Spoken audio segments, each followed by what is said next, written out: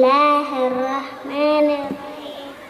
عما يتساءلون عن النبأ العظيم الذي هم فيه مختلفون كلا سيعلمون ثم كلا سيعلمون ألم نجعل الأرض مهادا والجبال أوتادا خلقناكم أزواجا وجعلنا نومكم سباتا وجعلنا الليل لباسا وجعلنا النهار معاشا وبنينا فوقكم سبعا شدادا وجعلنا سراجا وهاجا وأنزلنا من المعصرات ماء ثجاجا لنخرج به حبا ونباتا وجنات ألفافا إن يوم الفصل كان ميقاتا يوم ينفخ في الصور فتأتون أفواجا وفتحت السماء فكانت أبوابا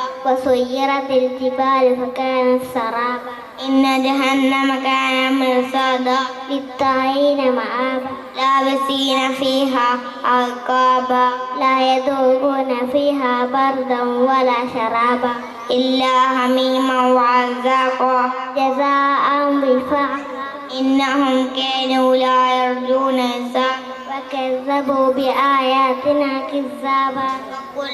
وكل شيء أحصيناه كتابا فذوقوا فلن نزيدكم إلا عذابا إن للمتقين مفازا حدائق وعنبا وكواعب أترابا وكأسا دهاقا لا يسمعون فيها لغوا ولا كذابا جزاء من ربك عطاء حسابا رب السماوات والأرض وما بينهما الرحمن لا يملكون منه كتابا يوم يقوم الروح والملائكة صفا لا يتكلمون إلا من أذن له الرحمن فقال صوابا